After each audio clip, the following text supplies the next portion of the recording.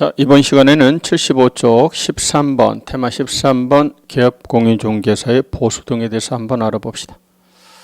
우리가 이렇게 열심히 공부하는 거는 시험 봐서 증 따가지고 나중에 업자가 돼서 돈 벌기 위함입니다. 대체 무슨 돈을 얼마나 받을 수 있는가를 한번 알아봅시다. 현재 받을 수 있는 돈에는 두 가지 이름의 보수가 있습니다. 하나는 중개 보수, 옛날에 중개 수수료라고 불렀지만 지금은 이제 중개 보수로 바뀌었네요. 중개 보수하고 실비하고 두 가지 돈이 있습니다. 그런데 현실적으로 실비는 받기 어려운 돈입니다. 받을 수 없는 돈이에요. 그래서 사실상 주된 수입이자 유일한 수입은 중개 보수 이렇게 보시면 됩니다. 그러니 당연히 시험 문제도 뭐 중심으로 나올까요? 중개 보수 중심으로 나오겠죠. 실비는 독립한 문제로 나온 적이 한 번도 없습니다. 지문 정도로만 나온다. 이렇게 보시면 돼요. 자, 그러면 중개보수에 대해서 한번 알아봅시다. 중개보수 청구권의 발생과 행사, 소멸, 중개보수 개념. 중개보수라는 게 뭐예요? 중개를 완성시킨 것에 대한 대가입니다. 거래를 성사시켜준 것에 대한 대가예요. 자, 따라서 그 말을 뒤집어서 이야기하면 아무리 열심히 노력을 했어도요 완성을 시키지 못했어요. 헛고생만 했어요. 그러면 돈 못 받아요. 반대로 나 한 거 별로 없어요. 딱 한 번 소개만 시켜줬는데 훌러덩 거래가 성립됐습니다. 그래도 보수받을 수 있겠죠? 그렇습니다. 중개를 완성, 거래계약을 체결시켜 준 것에 대한 대가적 금전. 이게 바로 뭐다? 중개보수예요. 이때 개공사의 중개활동이 유일한 원인, 주도적 원인으로 작용하지 아니하였어도 중개를 완성시키면 보수를 받으실 수 있습니다. 그렇다면 중개보수 청구권의 발생과 행사와 소멸에 대해서 한번 알아봅시다. 발생과 행사와 소멸에 대해서 알아봅시다. 중개보수 청구권은 언제 발생하느냐? 중개계약을 체결할 때 발생합니다. 중개계약을 체결하는 순간 청구권 자체는 발생합니다. 아저씨 우리 집 팔아주세요. 알았습니다. 그리고 중개가 완성되면 보수 드리겠습니다. 오케이. 중개계약을 체결하는 순간 이미 청구권 자체가 중개보수 청구권은 발생을 해요. 그런데 발생은 하지만 바로 행사는 못하겠죠. 말이 안 되죠? 우리 집 팔아주세요. 알았어요. 하는 순간 돈 내놔. 이건 말이 안 됩니다. 그렇죠? 자, 그러면 언제 행사할 수 있을까요? 중개가 완성돼야 돼요. 중개 완성이라고 하는 건 결국은 뭘 말합니까? 당사자 간의 거래계약이 체결돼야 되죠. 거래계약이 체결되어야 행사할 수 있다 그 말입니다. 그렇죠? 중개가 완성을 돼야 됩니다. 중개 완성을 정지조건부로 행사하는 겁니다. 자, 그리고 나의 중개 행위로 인하여 거래가 성사되어야만 할 겁니다. 그렇죠? 나하고 상관없는데 거래가 성사되면 돈 달라고 못 하잖아요. 나 때문에 성사가 돼야 돼요. 인과관계가 입증이 됩니다. 그러면 나 때문에 성사가 됐습니다. 인과관계를 입증하는 방법은 뭐가 있을까요? 나 때문에 성사가 됐어. 뭘로 입증하세요? 그렇습니다. 거래계약서를 당신이 작성하시고 확인설명서를 당신이 작성하시면 당신의 중개로 당사자 간 거래계약이 체결됐다. 이거를 입증할 수가 있겠죠. 세 가지. 다시 첫 번째 중개계약 체결이 있을 것, 두 번째 중개 완성이 있을 것, 세 번째 나의 중개 행위로 인하여 거래가 성사될 것, 인과관계가 입증이 돼야 됩니다. 그런데 내가 거래 성립에 결정적 기여를 했습니다. 그런데 내 잘못 없이 계약서 작성에 참여하지 못하게 됐어요. 제가요 당사자들을 연결시켜줬고 모든 판매 조건에 대해서도 합의를 이끌어냈어요. 계약서 쓰는 일만 남았습니다. 계약서 쓰는 일만 남아서 내일 오세요. 우리 사무실로 오세요. 계약서 작성합시다. 이때 AB가 보수를 전략 목적으로 값을 배제한 채 따로 둘이 만나가지고 계약서를 써버렸어요. 배신을 때렸습니다. 그럴 수도 있죠. 자, 그러는 바람에 계약공사 갑이 계약서 작성에 관여하지 못하게 됐습니다. 계약서는 AB가 스스로 만나서 해버렸어요. 자, 이거는 갑 잘못이 아니라 그들이 신의 측에 반하는 행위를 한 겁니다. 자, 따라서 이때는 받을 수 있다라는 게 판례 입장입니다. 다시요. 돈 받으려면 첫째 중개계약 체결이 있을 것, 두 번째 중개가 완성될 것, 그리고 인과관계가 입증될 것, 세 가지만 있으면 돼요. 구체적인 보수지급 약정은 따로 안 해도 됩니다. 구체적인 보수지급 약정은 없어도 됩니다. 왜냐하면 우리 법에서는 개업공인중개사를 뭐로 봐요? 상인으로 봐요. 상인. 상인 보수청권이 인정이 돼요. 따라서 중개계약이 있고 완성이 있고 인과관계만 있으면 구체적인 보수지급 약정 없어도 돈 받습니다. 현실적으로 한번 생각해 보세요. 우리나라에서 의뢰인들이요, 부동산 가서 뭐라고 말해요? 우리 팔아주세요. 이렇게만 말하지. 우리 집 팔아주시면 수수료 85만 원 드릴게요. 구체적인 보수지급 약정은 안 합니다. 그냥 팔아주세요. 이렇게만 말해요. 그래도 성사가 되면 돈 다 받아가지요. 그렇습니다. 상인 보수청권 인정이 돼서 구체적인 보수지급 약정을 따로 하지 않았어도 용역을 제공했고 그렇다면 보수를 받을 수 있다. 이렇게 봅니다. 자, 그런데 개업공인중개사는 중개 업무에 관하여 소정의 보수를 받을 수 있어요. 그런데 개업공인중개사의 고유과실로 당사자 간 체결된 거래계약이 무효 취소 해제된 경우는 그러하지 않습니다. 어떤 표현에 거래계약이 깨졌다 이런 말이 났어요. 당사자 간 체결된 거래계약이 무효 취소 해제가 됐다. 이런 말이 나오면 반드시 원인을 따져보세요. 뭐 때문에 깨졌지? 원인이 어디에 있는가? 원인을 따져보세요. 만약에 개공사 잘못으로 깨졌으면 성사 못 시킨 겁니다. 결과적으로는. 성사를 시킨 게 아니에요. 따라서 돈 못 받습니다. 이미 받으셨으면 그래요. 돌려줘야 됩니다. 무효 취소 해제가 됐다. 항상 원인을 따져보실 것. 그런데 무효 취소 해제 원인이 당사자가 합의해서 깨버렸대요. 당사자 귀책으로 깨졌습니다. 그렇다면 얘 잘못 없잖아요. 얘는 일단은 성사시켰는데 니네가 깬 거니까 성사시킨 그 부분에 대한 대가는 받을 수 있다. 그렇죠? 당사자 간 체결된 거래계약이 무효 취소 해제가 되면 거래가 없던 것과 같으므로 중개보수를 받을 수 없다. X. 무효 취소 해제가 되면 무조건 못 받는다 이렇게 말하면 안 된다니까요. 무효 취소 해제 원인이 어디에 있느냐에 따라 받을 수도 있고 못 받을 수도 있는 거예요. 항상 원인을 따져보시기 바랍니다. 자, 그러면 중개보수를 얼마나 받는지를 한번 알아봅시다. 어떻게 받는지 알아봅시다. 현재 중개보수 체계는 이원화되어 있습니다. 주택과 주택 외로 구분하여 각기 다른 기준을 두고 있어요. 이때 주택에는 주택의 부수토지 포함입니다. 아하, 취지는 뭘까요? 주택은 서민들에게 직접적 영향을 미치는 주택의 중개보수는 좀만 받아라. 그러나 주택 외 토지다, 상가다, 사무실이다 이런 건 좀 받아도 돼요. 그래서 아예 보수 체계를 달리 규정하고 있는 겁니다. 주택과 주택 외를 구분하여 각기 다른 기준을 두고 있습니다. 현재 주택에 대해서는요. 국토교통부령으로 정하는 범위 내에서 그렇습니다. 뭘로 정하냐면 시도 조례로 정해요. 네? 자, 그런데 주택외입니다. 주택에 먼저 토지다, 임목이다, 공장재단이다, 농지다 전부 다 주택외입니다. 주택에는 국토교통부령으로 직접 정합니다.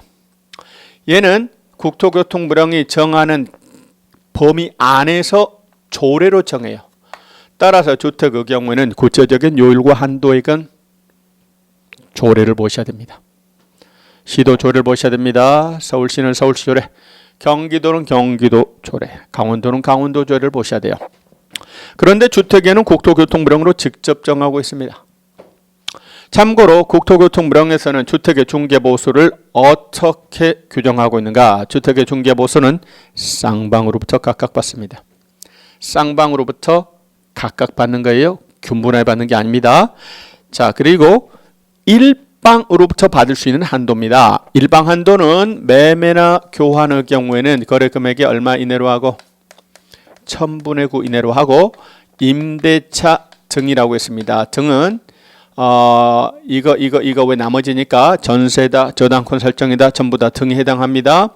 1000분의 8 이내의 범위 내에서 그렇습니다. 매매교환은 1000분의 9, 거래금액의 1000분의 9, 임대차 등은 1000분의 8 이내의 범위 내에서 조례로 정합니다.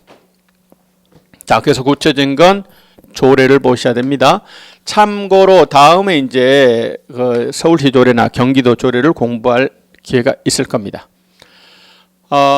조례는 시험 볼 때는 전부 다 제시가 되기 때문에 외우실 필요는 전혀 없어요.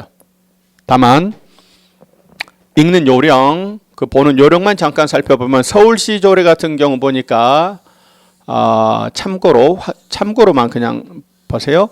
매매나 교환을 중개했는가, 임대차 등을 중개했는가에 따라 구분이 됩니다.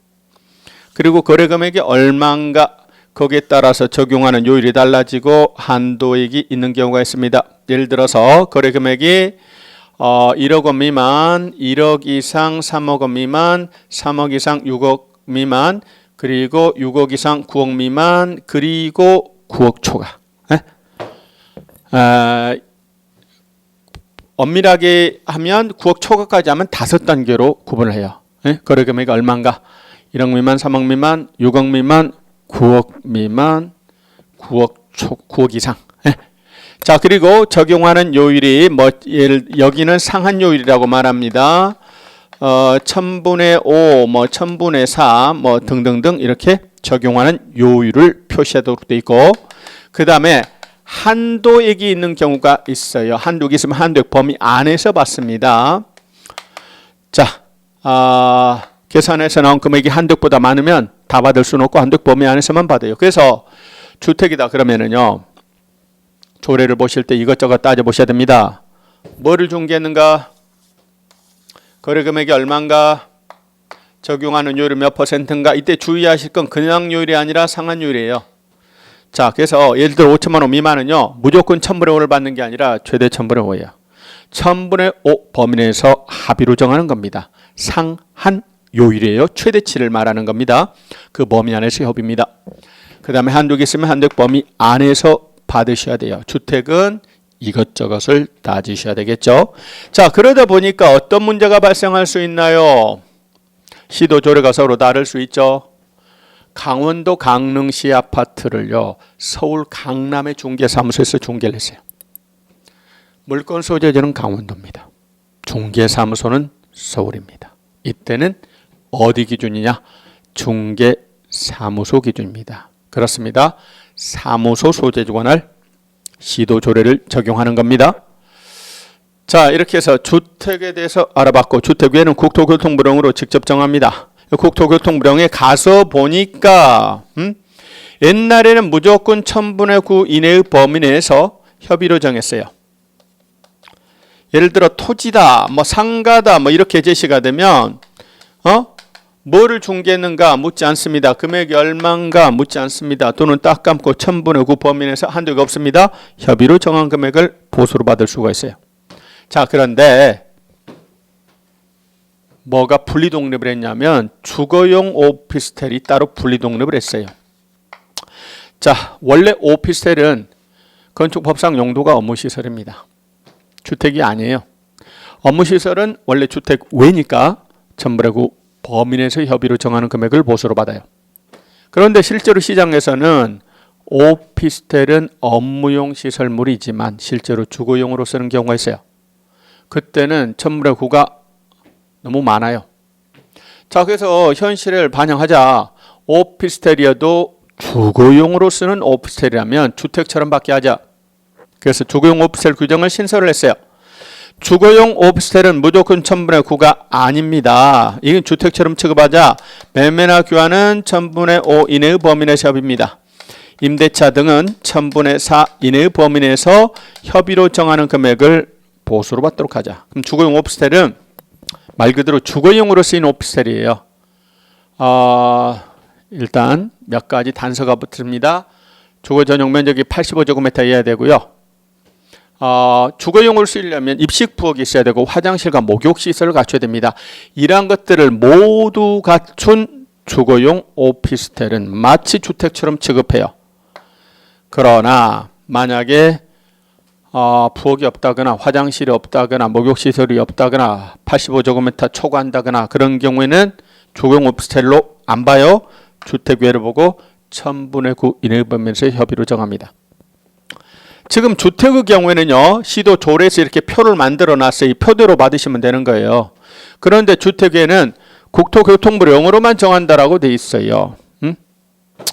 자, 그래서 예를 들어 대표적으로 1000분의 9 이내의 범위라 보니까 대체 어느 정도를 줘야 되는지 일반인들은 헷갈릴 수 있습니다. 그래서 이에 대한 가이드를 하기 위해서 주택에는 1000분의 9 범위에서 실제 자기가 받고자 하는 상한율을 이 표에다 명시하도록 돼 있어요. 그래서 표시된 명시된 상한율을 초과해서 받을 수는 없습니다. 명시된 상한율을 초과해서 받을 수는 없도록 규정하고 있어요. 지금 주택과 주택 외가 지금 섞여 있는 건물이 있을 수 있습니다. 예컨대 근린 상가주택입니다. 3층짜리 상가주택을 사고 팔기로 했다고요. 3층짜리 상가주택을 사고 팔기로 했어요. 이때 1층과 2층은 상가로 쓰이고 3층 부분은 주택으로 쓰입니다. 이때 주택 부분은 주택의 중개보수를 적용하고 상가는 주택외로 가고 그런 게 아닙니다. 이 건물 전체의 성격을 따지는 거예요. 이 건물 전체의 성격이 뭔가? 이 건물 전체의 성격이 주택이라고 보이면 주택의 보수를 적용하고 주택 외로 보이면 주택 외의 보수 기준을 적용합니다. 그러면 결국은 뭐로? 면적에 의해서 사실상 좌우될 수밖에 없다. 뭐로요?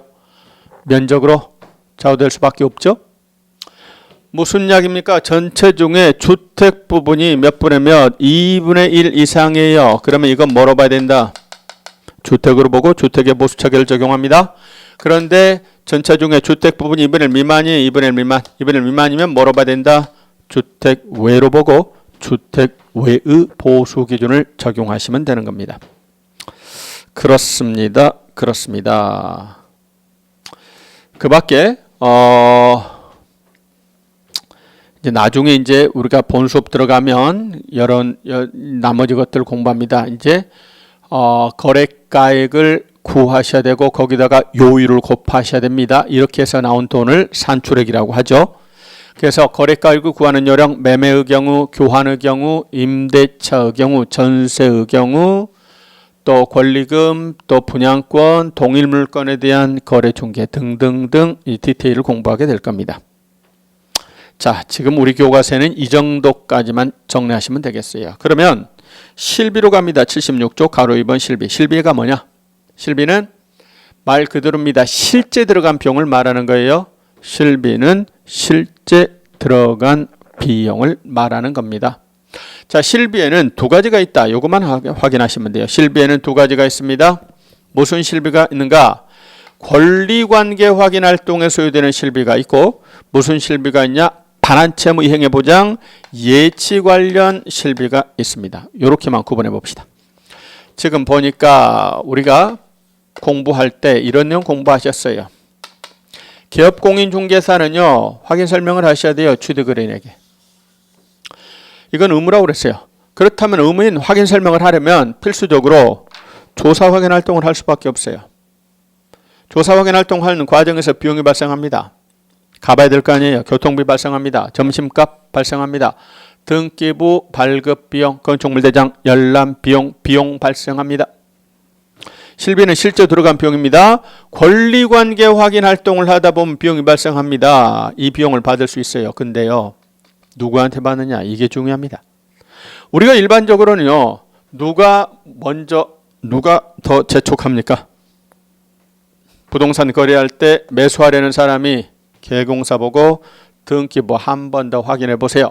현장 한 번 더 가보세요 라고 요구하는 게 일반적이에요. 그래서 우리가 얼른 생각하면 권리관계 확인 활동에 소요되는 실비는 매수 임차 의뢰인에게 받을 수 있는 것처럼 보입니다. 그러나 우리 법령에서는 이 비용은 권리를 이전하려는 자의 영업비용으로 봐요. A의 물건을 팔아주기 위한 영업비용으로 봅니다. 그래서 권리관계 확인 활동에 소요되는 실비는 누구한테? 예? 매도 임대 의뢰인처럼 이전, 권리 이전, 권리 릴릴리 둔법칙 이전 의뢰인에게 청구할 수 있는 거예요. 주의하셔야 됩니다. 현실의 경우와 정반대예요. 그런데 현실적으로 권리관계 확인 활동에 소요된 실비를 청구해서 받기란 쉽지 않아요. 쉽지 않습니다. 자, 그리고 예치업자 갑이 예치 명의자가 됐고 지급보장을 위한 조치로서 보증보험에 가입했고 보험료가 발생했다 그랬습니다. 그 보험료는 누가 부담한다고 그랬어요? 예치제도로 인하여 이익을 보는 자가 부담합니다. 개공사가요 보증보험료 부담하지 않아요. 얘가 부담하지 않아요. 예치 관련 실비는 거래 안전을 도모할 수 있는 자 누구? 취득 의뢰인에게 받을 수 있어요. 요렇게만 구분하시면 됩니다. 네? 권리관계 실비는 누구한테 받고요? 권리 이전. 예치 관련 실비는 누구요? 누구요? 취득 의뢰인에게 받으실 수 있습니다. 그렇게 정리하시면 되겠습니다. 지금 중개보수하고 관련해서 초과해서 받으시면 당연히 안 되겠죠. 초과해서 받으시면 등록을 취소할 수 있어요. 행정처분 받을 수 있습니다. 뿐만 아니라 이와는 별개로 처분하고는 별개로 형벌을 받을 수도 있어요. 중개보수 초과해서 받았다고 징역형 또는 벌금형을 선고받을 수도 있는 겁니다. 자, 초과해서 받은 경우에 대해서 한번 생각을 해볼까요? 원래 중개보수가 얼마인데? 원래 중개보수가 80만 원인데 얼마 받았다고 해볼까요? 300만 원 받았다고 해볼까요? 자, 이때 누가 초과해서 받았느냐에 따라 좀 달라져요. 만약에 개업공인중개사가 초과해서 받으셨다. 무등록업자가 초과해서 받았다. 일반인께서 초과해서 받았다. 세 가지로 한번 나누어서 한번 생각을 해볼까요? 개공사가요. 원래 중개보수 한도가 80만 원이에요. 그런데 300만 원을 받으셨어요. 안 돼요. 제재 대상이 됩니다. 합의가 있었어도 안 돼요. 금정이에요. 등록이 취소될 수 있고 징역형 또는 벌금형 선고받으실 수 있습니다. 자, 이때 개공사는요. 얼마나 받을 수 있냐면 80만 원 받을 수 있어요. 한도액 초과한 300만 원 받기로 약속을 했다. 이때 300만 원 받기로 한 약정 전체가 무효가 되는 게 아니고 이때는 초과 부분에 대한 보수지급 약정만 무효예요. 전체가 무효가 되는 게 아니에요. 초과 부분만 무효니까 300만 원 받으셨으면 300만 원 다 돌려준 게 아니고 80만 원 뺀 나머지 초과 부분만 돌려줘야 되는 겁니다. 자, 그런데 이 중개한 사람이 누구냐면 무등록업자예요. 무등록업자에 대해서는요. 초과 부분만 무효일까요? 아예 전체 약정이 무효일까요? 전체가 무효예요. 예? 무등록업자의 보수청구는 인정하지 않습니다. 무등록업자는 돈 받을 수 없어요. 전체가 무효입니다. 자, 그런데 일반인입니다. 예를 들어 일반인도 중개할 수 있어요. 제가 우연한 기회에 친구 간에 토지 매매를 중개했어요. 친구 전세 중개했어요. 임대차 중개했어요. 그럴 수 있어요. 일반인도 얼마든지 중개할 수 있어요. 다만 업으로 하시면 안 돼요. 어쨌든 한번 중개했는데 지금 이자가 꼭 필요한 땅이 있어요. B가 꼭 필요한 땅이 있습니다. 이 땅을 꼭 사야 돼요. 사업을 하려면. 그런데 A가 안 판다고 해요. 미치겠네. 그런데 B 친구 갑이 알고 봤더니 A하고도 친구예요. 그래서 갑이 A를 꼬셔가지고 B가 이 땅을 사게 됐고 갑이 중개를 했어요. 어쩌다 한번 중개할 수 있습니다. 자, 이때 B가 갑한테 고맙다고 중개보수를 주는데 원래는 얼마만 주면 되는데 중개보수 한도액이 80만 원인데 B가 갑한테 300만 원 주기로 약정했다 그 말입니다. 응? 법원에서는요. 이 경우 만약에 이자가 업자라면 초과 부분 무효. 무등록업자라면 아예 무효. 그런데 무등록업자가 아니고 어쩌다 한번 중개했고 그 약정은 당사자 간 약정은 유효하다. 따라서 300만 원 못 받는다, 받을 수 있다, 받을 수 있다 이렇게 봐요. 예? 유효로 봅니다. 다만 과다하면 감액을 주장할 수는 있겠지만 이거는 일반인은요 업자가 아니니까 얼마든지 그런 약정 유효하다 이렇게 봅니다. 그렇습니다. 자, 그래서 제재 부분은 또 우리가 뒤에 가서 다시 할 거예요. 초과해서 받으시면 행정처분 자체로는 임등치 등록을 취소할 수 있고 형사처벌은 1년 이하 징역 1천만 원 이하 벌금에 처해질 수 있습니다. 그리고 초과 부분은 돌려주셔야 됩니다. 자, 이번에는 77쪽으로 갑니다. 업무상 행위에 대한 기업공인중개사의 책임이라고 되어 있습니다. 업무상 행위에 대한 기업공인중개사의 책임이라고 되어 있네요. 업무상 행위에 대한 책임입니다. 자, 그냥 가볍게 한번 생각을 해보세요. 나중에 이제 공부하겠습니다만 우리 법에 위반해서 사고 쳤습니다. 그럼 당연히 제재 받죠. 우리 법에서는 사고 치면 등록을 취소할 수 있고 또는 등록을 취소해야 되고 등록 취소라는 행정처분 받을 수도 있고 개공사는 업무정지라는 행정처분 받을 수도 있고 소속 공인중개사는 자격 취소, 자격 정지 등의 행정처분을 받을 수 있고 거래정보사업자는 지정 취소라는 행정처분을 받을 수 있습니다. 똑바로 해라. 사고 치면은 행정처분을 받으실 수 있어요. 뿐만 아니라 똑바로 해라. 사고 쳤다. 그러면 형벌을 받으실 수도 있어요. 그렇습니다. 징역형 또는 벌금형을 선고받을 수도 있어요.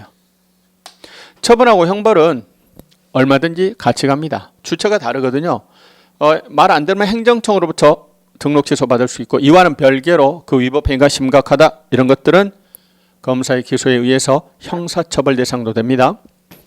자, 뿐만 아니라 경미한 위반 행위를 위반하게 되면 질서벌, 과태료 처분을 받으실 수 있어요. 예? 똑바로 해라. 처분 또는 형벌 또는 질서벌 받을 수 있습니다. 뿐만 아니라 재산상 손해 등을 발생시키면 당연히 손해배상 책임도 져야 되겠죠. 손배 책임 문제가 발생될 수도 있습니다. 자, 개공사가 사고 쳤으면 그렇습니다. 소공이 사고 쳤어도 처분과 형벌 받으실 수 있어요. 근데요, 보조원은요 뗄 게 행정처분은 뗄 게 없어요. 그러나 보조원도 이 법을 위반하면 징역벌금 같은 형사처벌 대상은 될 수 있습니다. 자, 우리 교과서 77쪽에 보면 업무상에 대한 책임이 써져 있는데 이게 너무 복잡하게 써져 있는데 제가 간단하게만 그냥 정리하겠습니다.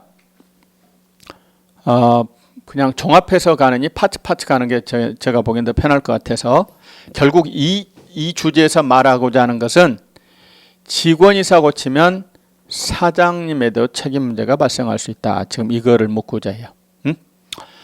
자, 그게 메인 주제입니다. 그래서 직원을 잘못 두시면 사장님에게는 여러 가지 책임 문제가 발생될 수 있습니다. 그걸로 한번 알아볼까 합니다.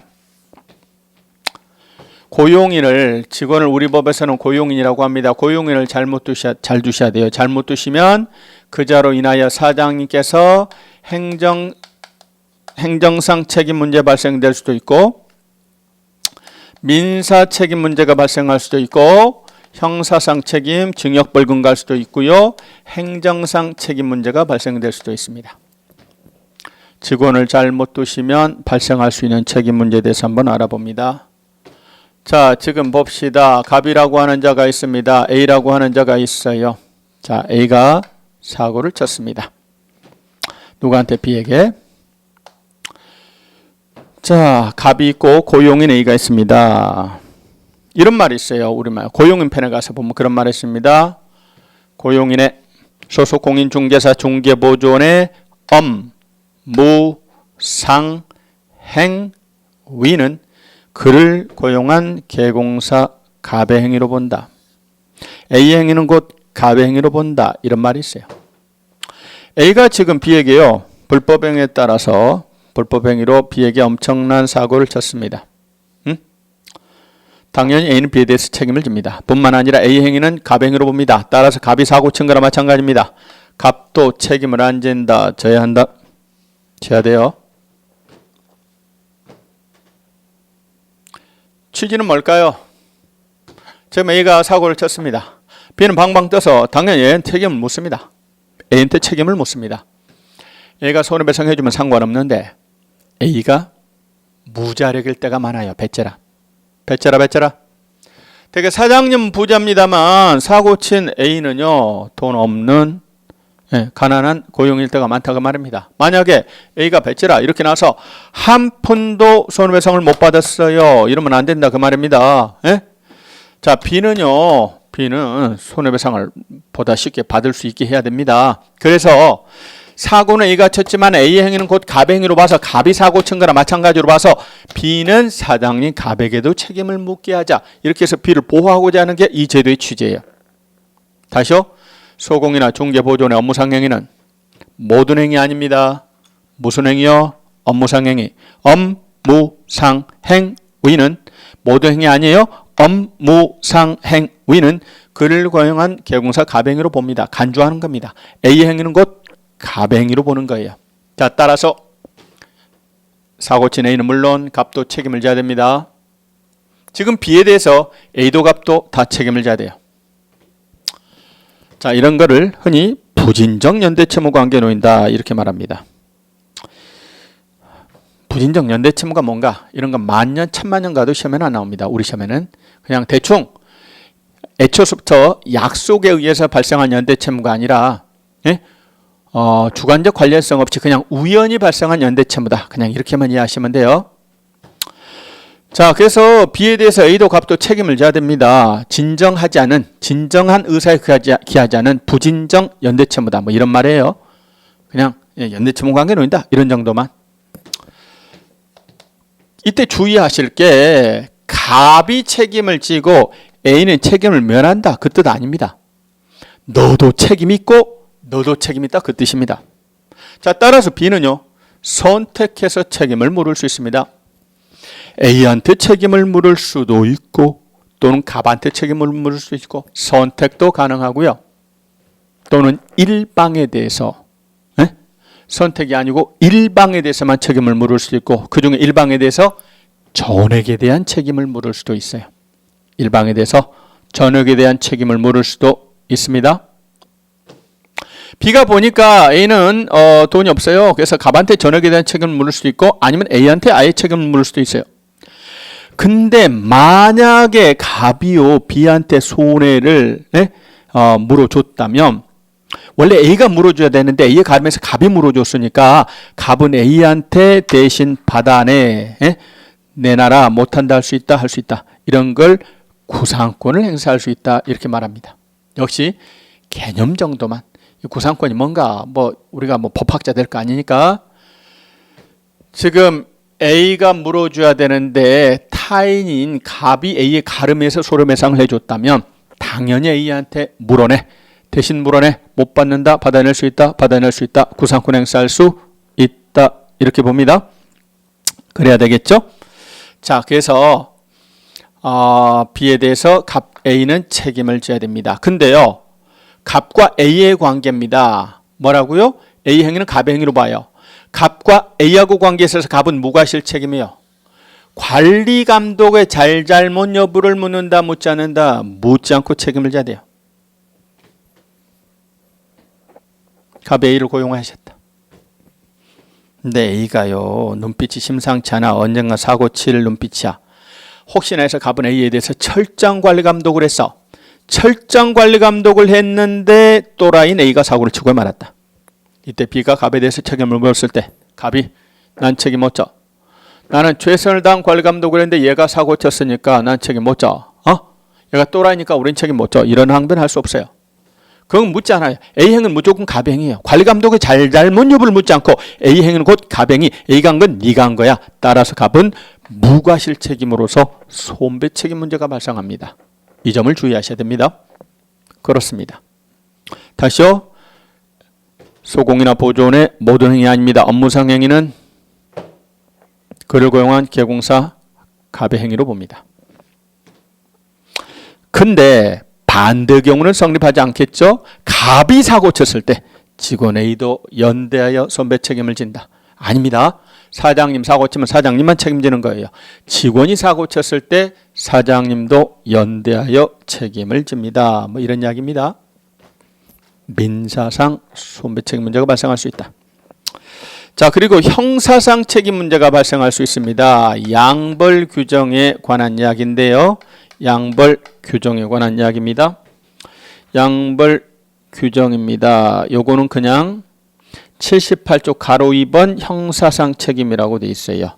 근데 그 내용이 어디에도 나오냐면 저 뒤편에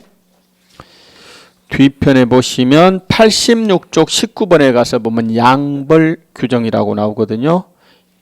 이건 여러분 쭉 읽어보시고 제가 정리해서 한꺼번에 그냥 말씀을 드리도록 하겠습니다. 칠판으로만 정리해 볼게요. 자, A가 있습니다. A가 누구냐면 소속 공인 중개사입니다. 중개보조원입니다. 법인의 무한책임 사원 임원입니다. 얘가 사고를 쳤습니다. 무슨 사고를 쳤냐면 우리 법 48조 3년 이하 징역 2천만 원 이하 벌금, 우리 법 49조 그렇습니다. 1년 이하 징역 1천만 원 이하 벌금, 즉 우리 법 48조 49조 형벌 대상 위반 행위를 하셨다 그 말입니다. 그렇다면 그 행위자를 처벌합니다. 사고 친 그자를 처벌합니다. 뿐만 아니라 사고 친 이자뿐만 아니라 회사나 사장님에 대해서도 해당 조에 규정된 벌금형에 처한다. 이게 바로 양벌 규정입니다. 양자 모두에게 벌을 가한다. 이런 뜻이에요. 양벌 규정입니다. 자, 다시요. 얘가 사고 쳤을 때는 사고 친 이자뿐만 아니라 이자도 처벌합니다만 이자가 무슨 짓을 했을 때 형벌 대상 위반 행위를 했을 때 징역형 또는 벌금형으로 처벌합니다. 뿐만 아니라 누구도 회사나 사장님에 대해서도 해당 조에 규정된 벌금형, 벌금은 형벌의 종류 중에 하나예요. 형사책임 문제가 발생할 수 있습니다. 해당 조에 규정된 벌금형입니다. 자, 따라서 얘가 3년 이하 징역 2천만 원 이하 벌금 대상 위법행위하면 얘는 2천만 원 이하 벌금형, 얘가 1년 이하 징역 1천만 원 이하 벌금 대상 위법행위하면 1천만 원 이하 벌금형 대상이 된다 그 말입니다. 직원 잘못으로 회사가 사장님이 벌금이라는 형사상 책임 문제가 발생됩니다. 그런데 금액이 무조건 같다는 말은 아니고 범위가 그러하다는 말입니다. 취지는 뭘까요? 자, 예를 들어서 A가 어떤 회사의 환경관리 책임자인데 비 오는 날 불법 오폐수를 방류를 해버렸어요. 그러다 적발이 됐습니다. 얘는 처벌 대상이 됩니다. 그런데 얘만 처벌하고 회사에 대해서 내비둔다면, 아무런 처벌을 하지 않는다면 회사만 좋아요. 그렇죠? 지금 이자의 불법 행위로 사실상 이익 보는 사람은 회사나 사장님인데 얘가 사고를 쳤어요. 그러면 누구도 때려버려야 된다.